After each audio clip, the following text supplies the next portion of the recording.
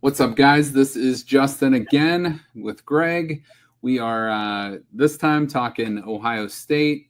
We'll touch on Youngstown State being a Youngstown-based podcast. We got to talk about the Penguins just a little bit here, but we were talking too. This is probably the happier portion of our like 2 for 2, our Browns NFL segment. But now let's get into our college football segment. Take a look at the Buckeyes as they took on the Ohio Bobcats this past weekend. So a night game in the shoe. We haven't gotten a whole lot of those of late, but a pretty nice performance. I know Ross Bjork, the new AD, wanted a helmet look in the stadium. It looked like the student section did their part, but rest of the stadium not so much. But still an overall nice win for the Buckeyes. Greg, your thoughts on this game? Yeah, I mean it was a dominant performance on the stat sheet, but not necessarily dominant on the scoreboard until later in the second half. In fact, it was a 13-9 game there for a minute early in the third quarter, which is a little scary. But but I think I think we kind of called this one too. It's like Bobcats ended up covering. But I don't walk away with any concerns. It was just like we got a lot of field goals when we could have gotten touchdowns early in the game. We had a turnover on downs. The defense was completely dominant throughout really the entire game, sans one play. Right. That was kind of a fluky play. And all the stars kind of showed out. We had a couple turnovers that Ryan Day wasn't too happy about that we'll hopefully clean up. But yeah, all in all, it was and it was against a good football team. OU is a very good football team. Their quarterback's really good, and he missed a chunk of the first half there, which certainly helped our defensive performance. But they're a good team that's going to have a chance to win their conference and seemed like a good atmosphere. So all in all, and again, no discernible injuries in the game. So I think it's nice to face a little bit of adversity in some of these games, and it doesn't have to be smooth sailing all the time. So all in all, happy with the way it played out. And now we get a week to get better. I know they're not calling it a bye week. I forget what Day's calling it, but it's not a bye week, but it's certainly a work week. Then we start the Big Ten season with a challenge out west. So, As a former coach, I think some of these games are the best wins because you win, you almost cover, but you win, and there's still a lot to take away that you can coach them up, you can improve. The big takeaway I find is I think they got to improve in the red zone. That has been an issue in the past. Quinshon Judkins was a big part of why the third down short yardage offense looked pretty good last year. The stuff inside the red zone looks really good. But this year they got to figure it out with whether it's going to be Bo Jackson or James Peoples or CJ Donaldson. We thought CJ Donaldson was going to be kind of like that hammer running back, but I think his biggest weakness right now is he's not really breaking tackles. He gets hit and kind of goes down. But Bo Jackson seems to be that that dude. Maybe next man up for the Buckeyes and a great line of running backs. And James Peoples, I think, has gotten better every week too. I know a lot of people were down on him after the Texas game, but he has been much improved. I know obviously you're playing Grambling and you're playing OU, so it's kind of a interesting. You started out with your best opponent, then you went to your worst opponent, and I think OU's probably somewhere about in the middle of those two. They're obviously not at Texas's level, but they're not nearly as bad as Grambling. That's going to be a team that I think you picked to win the MAC this year. I think they're going to be right up there. And they played some good competition. They beat West Virginia. They were right in it with Rutgers, basically, a field goal away from taking that game to overtime. So, great performances, but again, there's stuff to build on, work on, and this is still, if not the best team in college football. I mean, the number in front of where they're ranked says they are, but if they're not there right now, they're going to be right there at the top by the end of the season if they keep building on this. What would you take away if you were Ryan Day? What would you take away and say, all right, this has to be better by the time we get to Washington? I think you hit it on the head. Red zone offense is probably / turnovers. I mean, because I know he is just, like most coaches, it's just, he despises turning the ball over, throwing interceptions. But I think red zone offense, because I think as you get into these games, like you gotta be able to execute. I think a lot of times, first and goal from the 7 to 10 can be some of the toughest, toughest sequence in a game.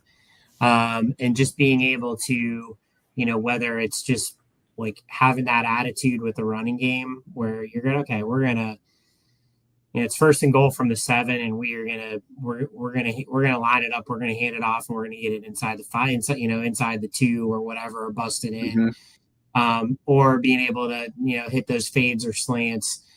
We obviously have the talent. We have a quarterback that can do it. It really just comes down to execution, and we have the tight end play this year. So I think really tightening that up because, what was it? We had 3 field goals, and we had a turnover on downs, and then was it 3 field goals in the red zone, I think. And, didn't burn us against Ohio, but it could burn you later in the season. And, you should be, I'm sure they have whatever their metric is if they expect to score. I know you expect to score 100% of the time in the red zone, and I don't know what your touchdown goal is, but,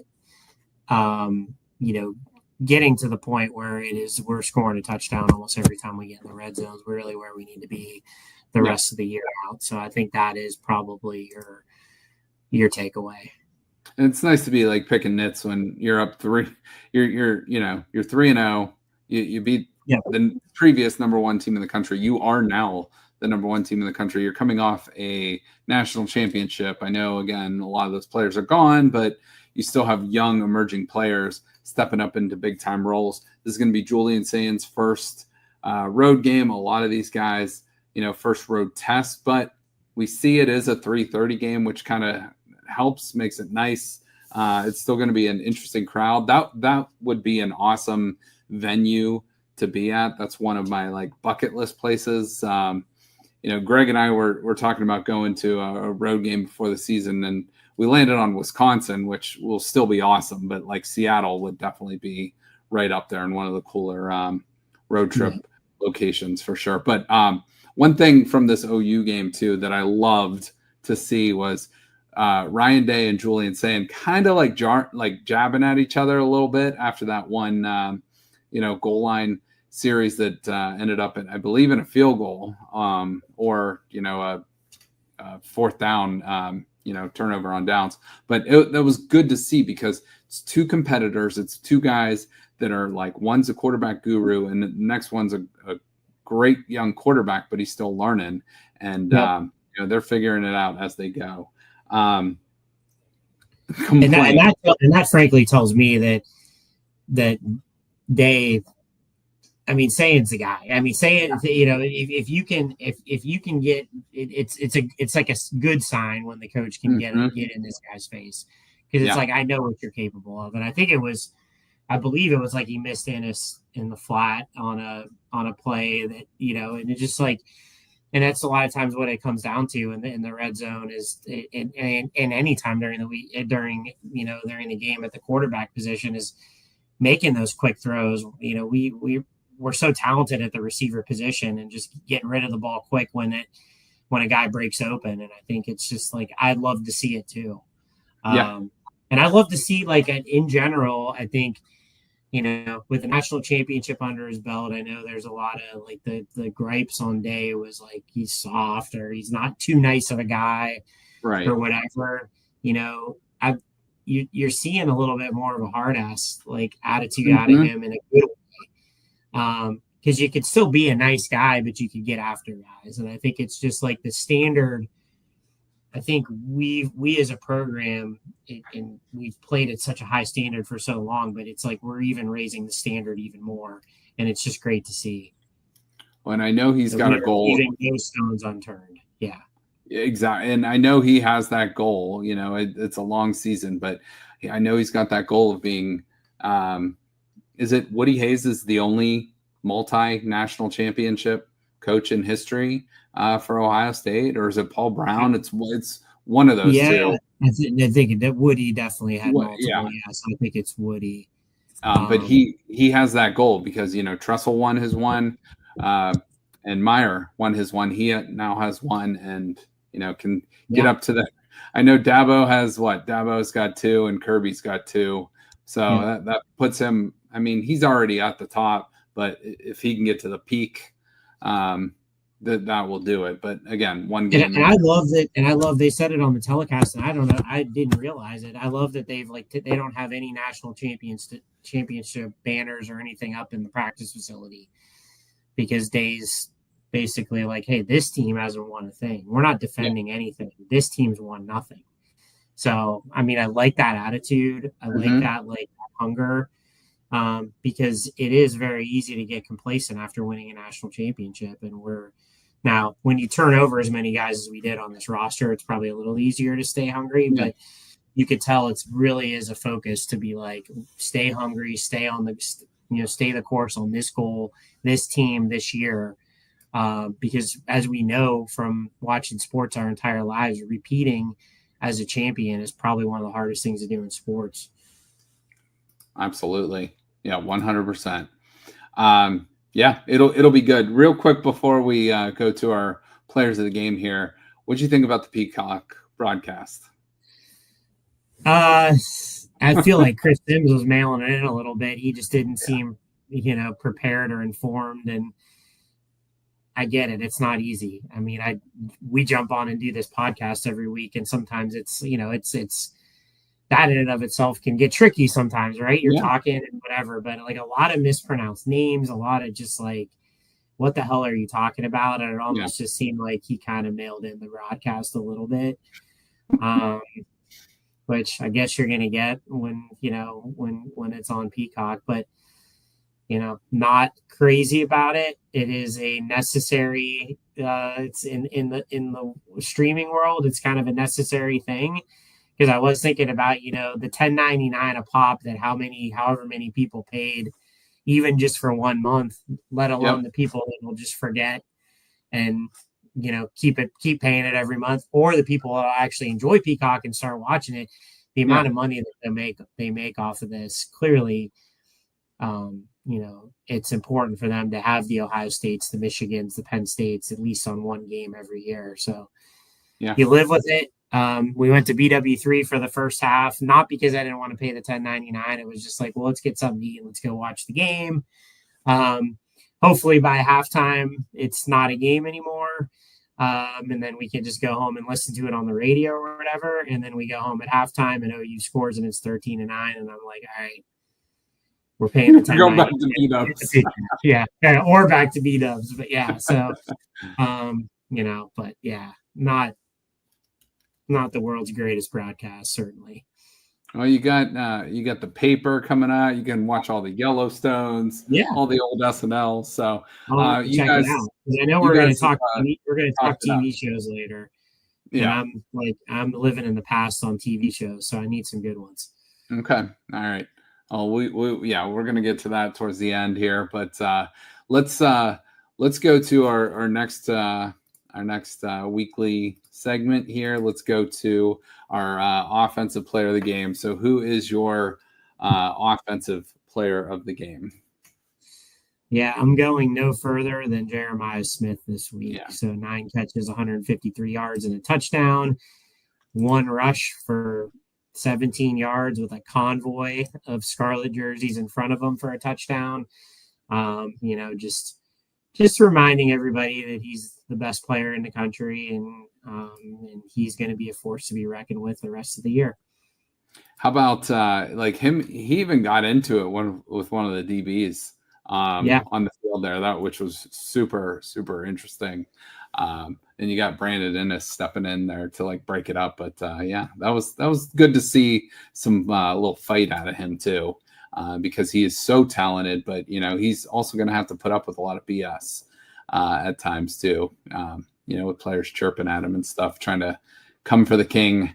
So yeah, I like that pick. I just to be different, because I would go Jeremiah Smith too. I'll go Bo Jackson because I think he's really just taken off. He had that when it did get to 13-9, like I think it was the very first play of the drive, handoff, like 65-yard run, gets them right down the field. They go down and score. So yeah, so I'm going to go with Bo Jackson. Even I like your Jeremiah Smith pick. That's probably the guy that deserves it. But yeah, again, to be different, Bo Jackson, and we'll see if he does get the majority of the carries, especially working him in on this bye week coming up. So how about let's switch to the other side. Let's go to defensive player of the game. Who you got for this one? So again, just the defense continues to just be amazing to watch. I'm going to go with Arvell Reese. Stuffed the stat sheet, 7 tackles, 1 sack, 1 tackle for loss, 2 pass deflections. He's again, I mean, you could name 10 guys that have been incredible this year on defense. He's certainly up there. The linebacking core has been great, along with every other aspect of the defense. So I'm gonna go Arvell Reese. Yeah, Arvell Reese is I enjoy him while he's here.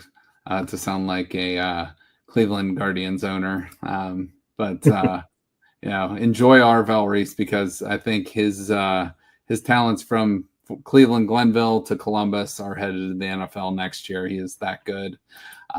And a great linebacking core for the Buckeyes. Sonny Styles will also be off to the NFL next year. Caleb Downs will also be off to the NFL next year. Jermaine Matthews will have a decision. So this team is loaded with NFL guys.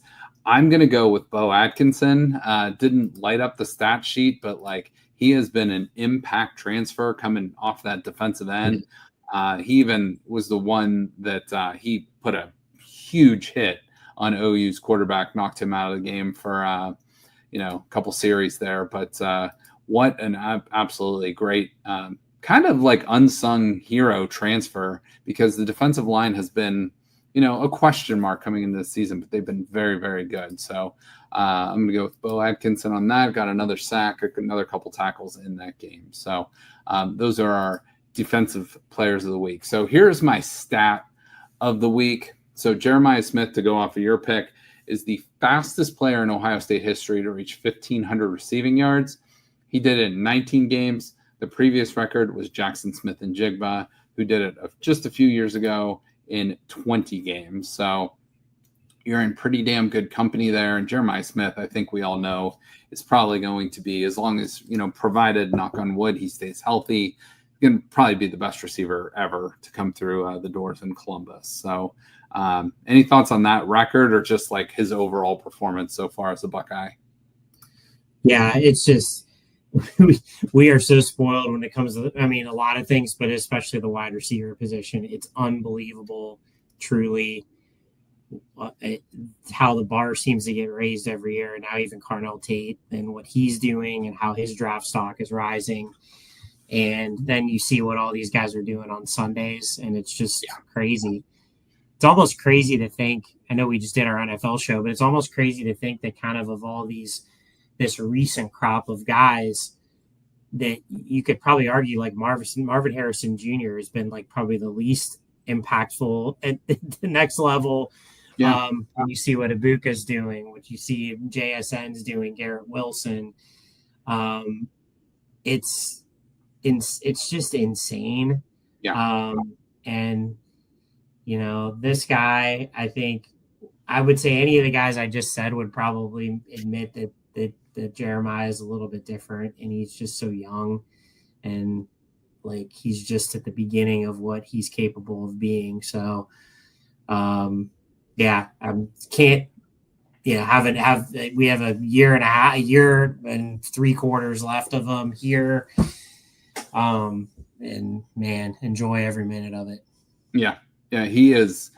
I mean, it's not often so much hype and so much expectations are put on a guy and they exceed it. He has done that. I think most people had very relaxed expectations for him. Just being a freshman, like Marvin Harrison Jr. hardly played as a freshman, and then he comes in the Rose Bowl and lights it up. His last game of the season. Jeremiah Smith from game 1 was the dude on offense last year, and we're like, oh, this guy might be something, and turns out he's more than something. He's absolutely legit and probably could start. He'd probably be the number 1 wide receiver on over half the NFL teams right now. Yeah. So he's that good. And so, this year already 20 catches. So he's averaging about 7 catches over 100 yards and a touchdown per game. And for, he's nearing the 100 catch mark already. He's going to break that through 20 games. So that's just unbelievable stuff. And, stuff the stat sheet this past week, 9 catches for 153 and including a 47-yarder, and had a rushing touchdown, which doesn't count towards his, all-time receiving touchdowns. But, I put this on there just to put it into perspective. He's only 1,268 yards from breaking the all-time reception total, record. He's only 109 catches away from breaking Emeka Egbuka's record of most catches in a career, and only 17 touchdowns away from breaking Chris Olave's record of 35 during his career. So just some unbelievable stuff out of an absolutely phenomenal player. No sophomore slump for this guy. He's going to just continue to get better and better each week. And the best thing about him, I think, is he steps up mostly in the games we need him to. All the playoff games last year. I know Texas game, he didn't do much, but he took away all the coverage so other guys could shine. So, and he doesn't really seem to maybe I think he's a pretty damn good teammate. He doesn't seem to pout. Mm-hmm. He's there. He's one of your hardest workers. So great stuff for Jeremiah Smith. All right, let's move on and let's take a look at and now again, I'm doing this ahead of time, and I'm going to have Greg critique it. I put it out on social media, and all the ball knowers on Facebook critique it half the time and tell me what I did wrong. But I'm going to put together a Big Ten tier list each week and kind of rank them as we get into Big Ten play, especially. So here are my 5 tiers, Greg. You can tell me what I got right, what I got wrong. So Tier 1, national title contenders, the Buckeyes, the Nittany Lions, and the Ducks. I think we'd probably all agree on that. Yeah, I think that's pretty clear. Yep. Tier 2 gets a little convoluted because you can argue this is maybe 1 or 2 teams here, or I put in 6 teams in this list. So I put Illinois, Nebraska, USC, Michigan, Indiana, and Washington as my potential playoff teams. Now, I don't think all those teams can make the playoff, but I think if things broke perfectly for most of them, I think they could have 9 or 10 wins by the end of the season. So that's my second tier. What do you think about that section? Yeah, no, I think because the good thing is basically you have 4 of those teams are playing each other this week. So, you have a pretty good idea. And then Washington obviously is going to get Ohio State next week. So, and I'm sure USC, I don't know when their next they have Michigan State at home this week, which they should be okay in that game, but when their next challenge will be. But yeah, at point being in the next 1 to 3 weeks, each of these teams are going to have the opportunity to show if they're for real or Actually, not. USC coming up, they have Michigan State this week. Next week, they're at Illinois, and there you go. And then listen to these next couple games. So USC's next after the Michigan State game, their next 4 games at Illinois, home Michigan, at Notre Dame, at Nebraska. Oh, geez. So you're going to find out a lot about USC. Yeah, find out a lot. Yeah. And now, I think I said they were like a dark horse playoff team earlier in the year, but boy, that schedule, whew, I mean, that's going to be tough. They have to split. Ideally, they have to go 3-1. Yeah. But yeah. So it's almost like I think Illinois at 4 is probably clear right now, and I do think like that 5 through 9 is probably pretty interchangeable until you really see what they can do against each other. Michigan, Underwood looked a lot better last week against a much lesser opponent, but we'll see with this Nebraska game if he got comfortable and found something, or if indeed it was just he was playing an inferior team. So sure. That's really an intriguing game coming up this week, as well as the Illinois at Indiana game. Absolutely. And then the back half of this, so the last 8 of the last 9 teams I had a little bit of trouble with. So I just put Maryland, Minnesota, and Michigan State, kind of the 3M teams there, in the kind of like the pesky, frisky type category. I think they could like be a sneaky, tough opponent for a team, but I don't think they're I think they're going to be one of those 6-6, 7-5 type bowl teams. So maybe that's what I'll rename that next week. Like just make a bowl type teams. There. Wisconsin, Iowa, Purdue has impressed me so far compared to last year. Rutgers, and then Northwestern. Northwestern put up an okay fight against Oregon until Oregon just decided to Oregon dominated early and then kind of let Northwestern back in that game. But those 5 teams, I don't know. Like, I feel like they could win against the bottom half of the Big Ten, or, they could lose any given game as well. So that's just kind of where I have them. And then UCLA fires, Foster. They're an absolute train wreck out there. Nico's not having a good year. No one's having a good year for UCLA. They're not having a good time out there right now. So anything out of those, bottom half of the league teams there that you're seeing? No, it just, Wisconsin, not that they were expected to beat Alabama, but they pretty much got their doors blown off. And it's just, it's been the disappointment under Luke Fickell continues. And, I don't know how long his leash will be. I'm not necessarily saying this, he'll be fired or anything like that. But, that seemed like that had almost a 0% chance of not working out, just the way Fickell had been at Cincinnati. And it just shows that, Fickell's a good football coach. I don't think we can deny that, but whatever is happening, it's not working out for him right now in Wisconsin. I don't know I guess we'll know when we're up there what the pulse of the fan base will be with him. But again, it's like, it was like when Scott Frost went to Nebraska. It was like, this has to work. And then until it doesn't. Yeah. Sometimes it's just right place, right time. And, I know he got a big pay raise, but it might just not have been the right situation, or, the right recruiting type players, whatever it might be.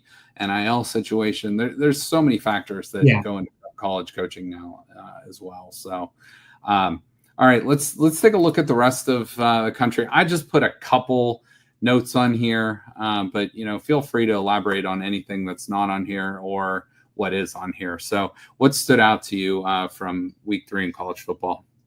Yeah, phenomenal week. Clemson, Clemson's really still number 12. This is what they were ranked last week. That's what they ranked before. Oh, yeah, I was like, holy crap, are they still? Yeah, this is the rankings from last week. Yeah, I think the new ones. I guess a few things. So Clemson losing that game to Georgia Tech, which I think neither of us were surprised that was the result, but them being 1-2 and being just a huge disappointment. And again, Dabo and the the last 5+ years is just, since his last title is really, they've struggled. They're not a cross off yet because they could still win the ACC, but they have their work cut out for them, especially as the ACC with Miami and Florida State and some of these teams that weren't expected to be as good as they are. Yeah, it looks a lot better. Yeah, so they lose one more, they're done. Notre Dame, I put them on but Clemson's been legit disappointing. Notre Dame has just had 2 really tough losses. Yeah. I think they're still a really good football team.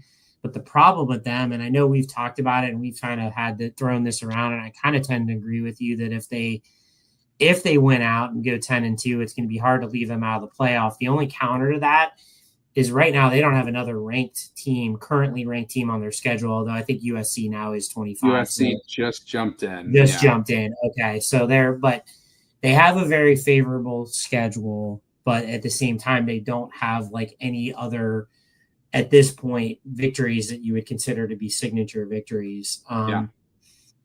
So, again, I still think they're a very good football team. Again, it's just they're 2 plays away from being 2-0 and, number 3 or probably number 2 in the country. So, but you are what your record says you are. So, and then the last one, just the Tennessee-Georgia game. And Tennessee just continually not being able to get over that hurdle. It almost reminds me a little bit of Penn State, Ohio State. Yep. Where you just it's just like they can't get over the hump. Hindsight's 2020. You see this in the NFL, you see it in college. You really saw it in that game. Tennessee is so aggressive on offense all the time. And when they get cooking and they get moving, they get that tempo going, they're really hard to stop, almost impossible to stop. And then you get into that late game situation and all of a sudden they're playing for a 40-yard-ish field goal with an inexperienced field goal kicker who hadn't been in that situation before against a team that they can't beat. You're putting that kid in a really tough spot. Now, if he makes it, he makes it. Georgia Tech completely flubbed their end of the game, and their kicker made a 55-yard field goal. So you make the kick, it doesn't matter. But just this, you see a lot of this now playing for these field goals that are not easy instead of just, sticking with what got you there. Yes. And, you might throw an interception and get second-guessed or whatever. But to me, it's you're just putting that kid in a bad situation. I feel terrible for him. But – that just stuck out to me as an opportunity that they could have utilized that last minute a lot differently, gotten themselves a lot closer and closed that game out. They didn't. And here we are again. Speaking of feeling bad for a player, talk about how much NBC kept showing Tyler Buckner. Yeah. I root for Notre Dame if they're not playing Ohio State. Just family ties, I'm kind of in that life. If I don't like, or if I'm, not rooting for Ohio State, I'm rooting for Notre Dame. Yeah. But man, I felt brutal for that kid. It was Tony Romo, like our buddy Edgar said, all over again. And that didn't cost, yes. When you look at it, that cost them the game, but again, their defense could have stopped Texas A&M on 4th and 12 or whatever it was. And it's they gave it up. So it's like you said, you are what your record is. If he gets that through, that game's probably still going to overtime. And then, who knows what happens. But yeah, it's a couple bad breaks for Notre Dame, but looking at their schedule, there's a lot of wins. They're Purdue, they're at Arkansas, which is a weird game. That may be a really tough game. That's going to be interesting. That's in 2 weeks. You got Boise State coming to Notre Dame, who's a little bit down this year. I'll be at the NC State game on October 11th. The following week, they got USC. Then they're at Boston College, home for Navy, at Pitt. home for Syracuse and at Stanford to close the season. But I mean, I don't put it past them to go, 10-0 to run the table and if a 10-2 Notre Dame's getting in the playoff, like every year. We could argue whether they should, but they will. Yeah, I think. So, that's and a couple other quick notes. I mean, you called the Vanderbilt game. That was a great pick. The two bets I liked the best. Oregon, I liked a lot. They were covering. Northwestern got the backdoor cover, which kind of sucked. But I did love the over in that Tennessee Georgia game, and I felt like that hit like in the third quarter. So that was kind of nice. The first quarter, yeah. Yeah, seriously, it was like 21. I almost like the Vandy South Carolina. Now Sellers went down in that game, so it's kind of like you kind of put a little asterisk on it. But yeah, I mean, we know it. We've been around for a while. And I think a lot of people know it. It's just like the lines that like sort of suck you in one way, and it's very hard to do to kind of play that contrarian.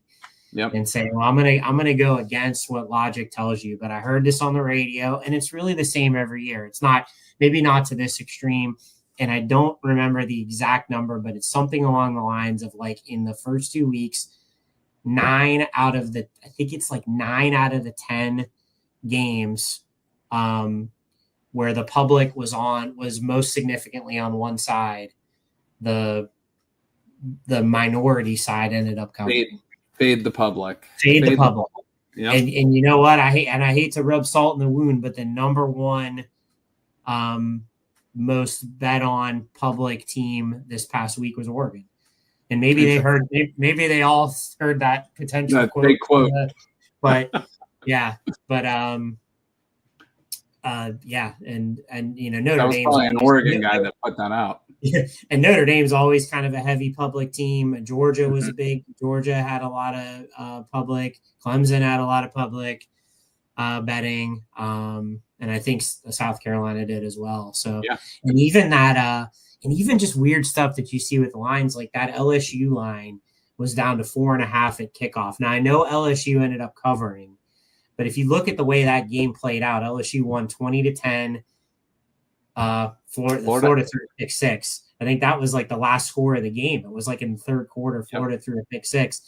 So yes, LSU covered, but that line was going in Florida's direction, and Florida played that game clearly. Probably should have maybe either won the game or played it really close. So paying attention to those things sometimes, especially if you don't want to try to rely on your own ability to analyze a football game, just look at the way the lines move.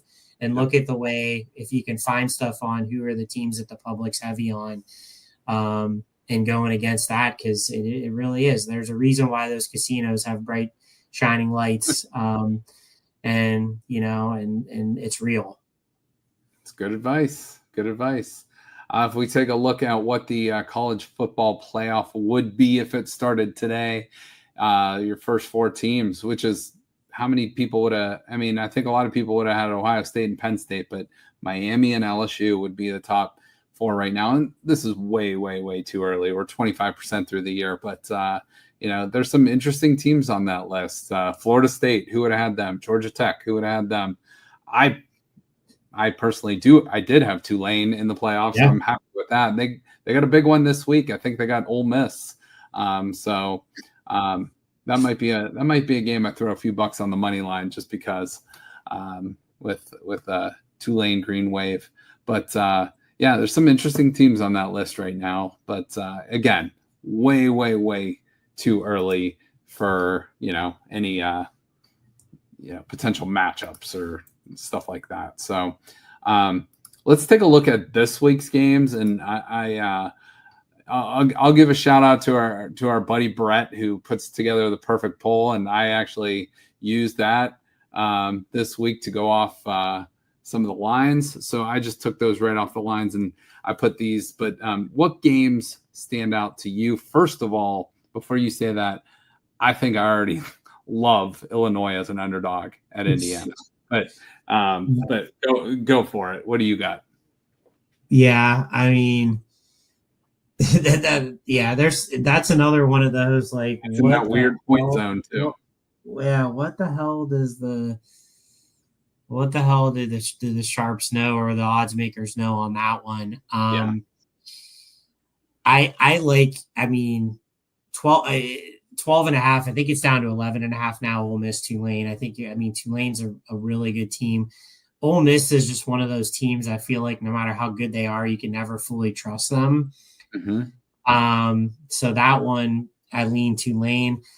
Another one that's interesting that's not on this list, Florida, Yes. who again just battled LSU, only a 3-point underdog at Miami. So that's the odds makers seem to really like Florida. Miami is getting all the hype right now. Like that's Mm-hmm. one I don't. It just seems so obvious to pick Miami in that game that you almost have to. I would almost say like I either know it's either like a no play or you do like a Florida money line or something Yeah. because it's just like it just feels like they're saying, come on, give me your money, pick Miami. Right. Florida's going to win this game. It's a rivalry game. It's a desperation type game for Florida. Yeah. Michigan always gets kind of the benefit of, they're like the Notre Dame and the Dallas Cowboys and probably Ohio State a little bit where, they get probably a couple points more than they deserve at Nebraska. Tough environment. That is a night game, right? I believe that is. Yes. Yeah. So again, it might be a little biased, but I'm not buying the Underwood hype yet. I would say Nebraska money line. Beyond that, I do like Utah over Texas Tech. Yeah, there's some good ones this week. There's a lot. Yeah, there's a lot of really solid games this week. Is Sellers out because that looks like a Sellers out line. I believe he is. Okay. I know he was in concussion protocol, and generally, I would imagine with college players, they even protect that even more. But yeah, I think if he was in, I think that game is definitely within a touchdown for sure. Mizzou was a team that kind of snuck up on me. I didn't have much expectations for them this year in South Carolina. We'll see. I think Virginia Tech already fired their coach, and that was one of South Carolina's wins. But yeah, I'm really looking forward to that Michigan and Nebraska game. I will be Big Red. And that's actually 3:30. That's CBS. Oh, it is at 3:30. Okay. All right, but that's perfect in that window there. That'll be a great game to watch in that middle window. And the Buckeyes will be in that window the following week at Washington, which is good. Well, Ohio State is off, and I always got to talk a little bit about YSU. YSU actually has a big game in the FCS this week. They do travel to Towson. I believe that's in Maryland, but they gave Michigan State a pretty damn good game this past weekend. It was a 10-point game in the fourth quarter. So good job by the Penguins, who do get better every week. But I am very, very intrigued at that Indiana-Illinois game and the Michigan-Nebraska game. Those are two really good games in the Big Ten in those like 5 through 9 teams that we talked about, or those 4 through 9 teams that we talked about in the Big Ten. So, all right, let's go. Let's move on here, and let's talk about any other news and notes from around college football. I saw this guy, our buddy friends. It's kind of a cool picture, but I mean, you said it. What did you say in that one quote? Can you restate what you said? Like it pays to be mediocre, I guess, or was that something? I mean, I've been, anybody who knows me is I have kind of hated on this guy for a long time. And I mean, some of it is just because I do think it's absurd that I think he's won like 5 Big Ten Coach of the Year. It's like anytime Iowa wins like 9 games, he wins Coach of the Year. Now, that being said, like props, like hats off to him for, that is, he's had success at a school that's, tough to have like top tier success at. But I still think he's a little bit overrated. That being said, I think he would have been a good Browns coach maybe 10, 15 years ago if that would have happened. But yeah, it is.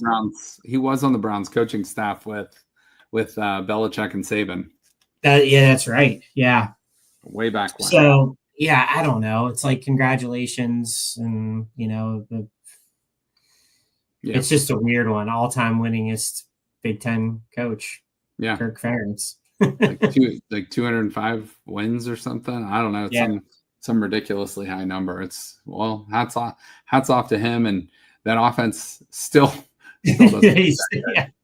It's just funny because it's like you go, and again, it's just different. I mean, again, I don't want to sound like this spoiled Ohio State fan, but it's like you go 8-5 or 8-4, 9-3 even here, and they're running you out the door. Or in Ryan Day's case, you lose to Michigan and you're basically a 90% winning percentage, and they're running you out the door. Yep.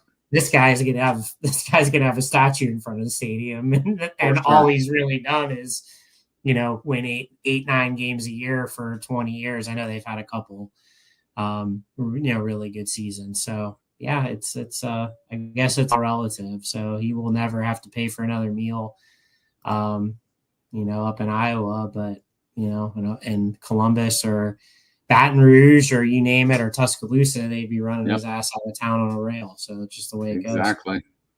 Exactly. All right. Well, let's just, normally this is a spot where we'd look ahead to next week, but the Buckeyes are off. But again, Saturday, September 27th, they will be in Seattle, Washington for that game against the Washington Huskies. That should be a pretty big game.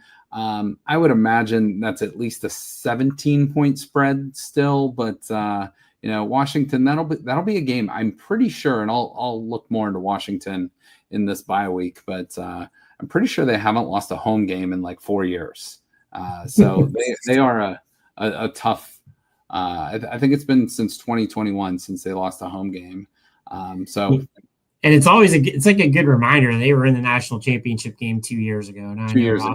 Turnover quick. Yeah. I admit that I know they play Washington State this week, so they kind of get their rivalry game in. I don't know that that's going to tell us too much about Washington State's terrible. Yeah, that's to say, I don't know that that's going to tell us much about what Washington is. I don't know much about Washington, but I didn't know they hadn't lost a home game in 4 years. But we know that atmosphere is tough to play in. And you're traveling out west, so it's not, it's a good road test.